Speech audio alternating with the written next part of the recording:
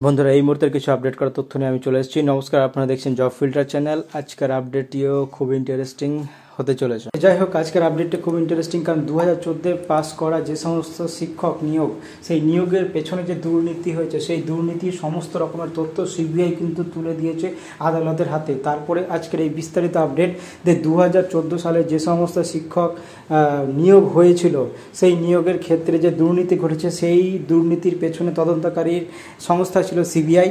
হ্যাঁ, তো কলকাতা হাইকোর্টের তরফে কিন্তু সিবিআই সেই সমস্ত কিন্তু তথ্য জমা করেছে। সেখানে নিয়োগ প্রক্রিয়া নিয়ে যে অসঙ্গতি ছিল, সেই অসঙ্গতির একটা সূত্রপাত বা ইঙ্গিত কিন্তু প্রথমে দিয়ে ফেলেছে। বিচারপতি রাজশেখর মান্থার কাছে জমা দেওয়া সিবিআই রিপোর্ট বলা হয়েছে যে প্যানেলের বাইরে ব্যক্তিদের নিয়োগের জন্য একটি প্রক্সি ওয়েবসাইট চালু করা হয়েছিল। এছাড়া নিয়োগ প্রক্রিয়া অন্যান্য বিভিন্ন পন্থা বা অবৈধ কথাও কিন্তু উল্লেখ করা হয়েছে। কেননা কলকাতা হাইকোর্টের ডিভিশন বেঞ্চে যে 17টি বেআইনি উল্লেখ করে যে স্কুল সার্ভিস কমিশনের 9, 10, 11, 12 গ্রুপ সি গ্রুপ ডির যে অসঙ্গতিপূর্ণ শিক্ষক নিয়োগ বা আরও গ্রুপ সি গ্রুপ ডির যে নিয়োগ দুর্নীতি ঘটেছে, সেই ক্ষেত্রে 2000 টেটের নিয়োগ প্রক্রিয়া বাতিল করা হয়েছে, আপনারা সকলেই জানেন। কিন্তু এর পাশাপাশি প্রাথমিক শিক্ষক নিয়োগের ক্ষেত্রেও কিন্তু রিপোর্ট জমা করেছে সিবিআই। আর এই রিপোর্টের পাশাপাশি 2016, 2020, 2022 এবং 2024 সালে যে টেট, সেই টেট পরীক্ষার ভিত্তিতে প্রায় 70,000 প্রাথমিক শিক্ষক নিয়োগ করা হয়েছে রাজ্য চালিত প্রাথমিক স্কুলগুলিতে। কিন্তু প্রার্থী নতুন করে এই মামলার পক্ষ নিয়ে অন্তর্ভুক্ত হওয়ার জন্য মঙ্গলবার আদালতে আবেদন করেছিল। আদালত সেই আবেদন গ্রহণ করে। বিচারপতি মান্থা এবং সিবিআই রিপোর্ট নেওয়ার সময় মন্তব্য করেছেন যে এই বিষয়ে যারা পিটিশন করেছেন, যদি মামলার ফলাফল নেতিবাচক হয় তবে নিয়োগ প্যানেল বাতিল করা হতে পারে বলে তিনি জানিয়েছেন। বিচারপতি মান্থা পশ্চিমবঙ্গ প্রাথমিক শিক্ষা বোর্ড এবং অন্যান্য তাদের হলফনামা জমা দেওয়ার নির্দেশ দিয়েছেন।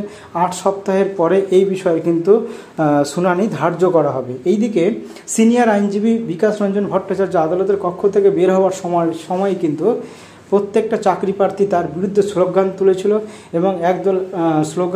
এবং চিৎকার করে বলেছিল, আপনি আমাদের চাকরি কেড়ে নিচ্ছেন, আপনি আমাদের সামনে সঠিক পয়েন্ট রাখেননি, তবে পুলিশ তাদের সরিয়ে দেয়। এরকম একটা তথ্য কিন্তু আপনারা অলরেডি দেখে ফেলেছেন খবরের বা প্রতিবেদনের কাগজে। তো এই যে আপডেট, অর্থাৎ সমস্ত রকমের আপডেট কিন্তু আমার চ্যানেলে পেয়ে যাবেন। নেক্সট আপডেট হচ্ছে আপার প্রাইমারি আপডেট চরমভাবে মাথা ব্যথার কারণ হয়ে দাঁড়িয়েছে যে দীর্ঘদিন হয়ে গেল আপার প্রাইমারির কোনো আপডেট আসছে না। আজকে আমি সেই আপডেট নিয়ে চলে এসেছি।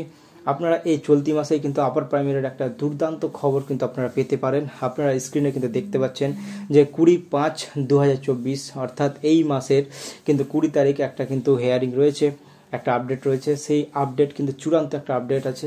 সেই আপডেটের উপর নির্ভর করছে আপার প্রাইমারি চাকরি প্রার্থীদের কিন্তু ভবিষ্যৎ। কেন বলছি? কারণ আপার প্রাইমারি চাকরি প্রার্থীদের যে কেসটি বহুত দিন থেকে পেন্ডিং অবস্থায় রয়েছে, কেসের পর কেস, ডেটের পর ডেট কিন্তু আপডেট হতেই থাকছে, কিন্তু তাতে কোনো ফল বা সুরাহা হচ্ছে না। তাই চাকরি প্রার্থীদের নিয়ে কিন্তু এবার মাথা ব্যথার কারণ হয়ে দাঁড়িয়েছে এই আপার প্রাইমারি চাকরি যে জায়গাটি। আর এই জায়গাটাকে কাজে লাগাতে চাইছে একমাত্র আমাদের রাজ্য সরকার। কারণ এই আপডেটটা খুব ইন্টারেস্টিং। আমাদের রাজ্য সরকার চাই এত কিছু অসুবিধার মধ্যে আপার প্রাইমারি যে কেসটা, সেই কেসটাকে একটু সঠিকভাবে নির্বাচন করার বা সেই কেসটার প্রতি একটু মনোনিবেশ করার, এমনটা কিন্তু একটা আপডেট পাওয়া যাচ্ছে। তো আপনারা জানেন যে 20 তারিখ না হলে সেই আপডেটের কোনো বিষয় আমরা জানতে পারছি না। তো 20 তারিখের আশায় আমরা বসে থাকবো, কারণ 20 তারিখেই আমরা কিন্তু জানতে পারবো আপার প্রাইমারির। কারণ আপার প্রাইমারি এই মামলাটি কিন্তু ফিক্সড ম্যাটার হিসেবে কিন্তু কোর্টে উঠতে চলেছে 20 তারিখে। বারবার বলছি, তো সেই আপডেট কিন্তু আমি দেবো। অবশ্যই আমার চ্যানেলের সঙ্গে জুড়ে থাকবেন।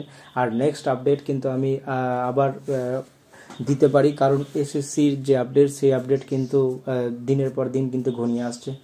কারণ চন্দ্রচূড়ের যে বক্তব্য, সেই বক্তব্য কিন্তু সামনে রেখেই কিন্তু যোগ্য বা অযোগ্য চাকরি প্রার্থীদের মনে কিন্তু একটা দ্বিধা শুরু হয়েছে।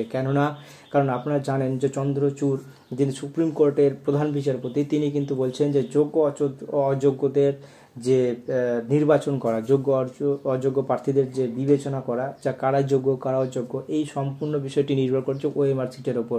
কারণ ওএমআর সিট যদি থাকে, প্রত্যেকটা যোগ্য এবং অযোগ্য প্রার্থীদের কিন্তু ফরেনসিক টেস্টের মাধ্যমে কিন্তু তাদের নির্বাচন করার একটা সুযোগ ছিল, কিন্তু সেই সুযোগ কিন্তু পর্ষদ বা এসএসসির যে জায়গা, সেই এসএসসি কিন্তু সেই জায়গাটা হারিয়ে ফেলেছে। তো যাই হোক, এই ক্ষেত্রে চন্দ্রচূড়ের বক্তব্য কিন্তু বহাল থাকছে যে নির্বাচন করা খুবই অসাধ্য ব্যাপার, একটা কঠিন ব্যাপার। এখন কথা হলো যে যে সমস্ত চাকরি প্রার্থীর কোনটা যোগ্য অযোগ্যর এই সমস্ত পোস্ট কেসের যে আপডেট সেটা চলতেই থাকবে। আপাতত নেক্সট কোনো আপডেট আসলে অবশ্যই আমি দেবো। ততদিন আপনারা ভালো থাকবেন।